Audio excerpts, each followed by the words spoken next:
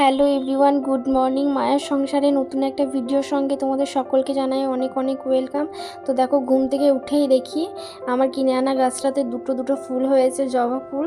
আর এত সুন্দর দেখতে ফুল দুটো, কি বলবো, বলে বোঝানোর মতো নয়। এদিকে দেখো আমার কামিনী গাছেও ফুল হয়েছে, এত সুন্দর সুগন্ধ বেরোচ্ছে। তো দেখো, আমি স্নান টান করে রেডি হয়ে চলে এসেছি। এবার যাব আজকে আমি পোটা শিবের মন্দিরে পুজো করাতে। আজকে যেহেতু শ্রাবণ মাসের দ্বিতীয় সোমবার, আমি এই শ্রাবণ মাসের প্রত্যেকটা সোমবার পালন করি, সেই জন্য আমি আমার বাড়ির কাছে একটা মন্দিরে যাচ্ছি পুজো করানোর জন্য। পুজো করাতে যাবার জন্য আমি সমস্ত কিছু রেডি করে নিয়েছি। এদিকে দেখো, দুধ, গঙ্গা জল, ফল, মিষ্টি সব কিছু নিয়ে নিয়েছি। আর ভাই রেডি হচ্ছে আমার সঙ্গে যাবে বলে, আমার সানস্ক্রিন মেখে দেখো। তারপর আমরা দুজন বেরোচ্ছি। দেখো, আমরা মোটা শিবের মন্দিরে পৌঁছেও গেছি। আর এত তাপ ছিল সূর্যের, কি বলবো, এত গরম ছিল, পুরো ঘেমে গেছি আসতে। তারপর দেখো চলে এসছি, এবার পুজো করব। প্রথমেই আমি মহাদেবকে আকন্দ ফুলের মালাটা পরিয়ে নিয়েছিলাম, তারপর ফুল, বেলপাতা এসব দিয়ে মহাদেবকে পুজো করে নিলাম। আজকে মন্দিরে অনেক ভিড় ছিল, অনেকজন এসেছিল মহাদেবের পুজো করার জন্য।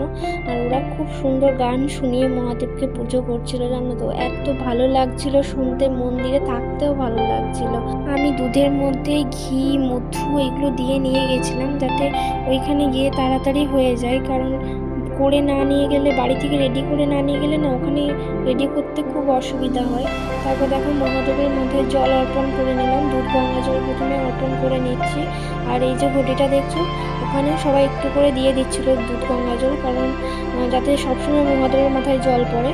এটাই হচ্ছে আমাদের মোটা শিব বলে। শিবটা অনেক বড়, যেহেতু এই শিবটাকে জল ঢালা যায় না, সেজন্য পাশে একটা শিবলিঙ্গ আছে, ওই শিবলিঙ্গেই সবাই জল ঢালছিল।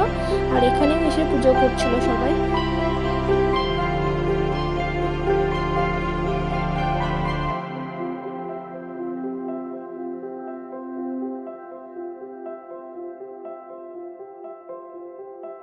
তারপর দেখো, আমি মহাদেবের পরম ভক্ত নন্দীকেও একটু পুজো করে নিলাম।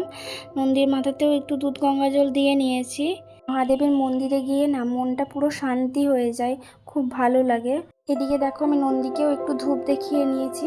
এদিকে দেখো, আমি নন্দীর কানে কানে আমার মনের ইচ্ছা প্রকাশ করে নিচ্ছি, যাতে নন্দী মহাদেবের কাছে পৌঁছে দেয় আমার মনের ইচ্ছার কথা।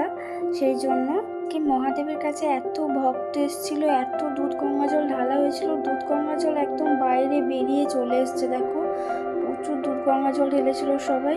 সবাই নিজেদের মতো আরতি করছিল, পুজো করছিল। এখানে কোনো পুরোহিত ছিল না, সবাই নিজেদের মতো করেই পুজো করছিল।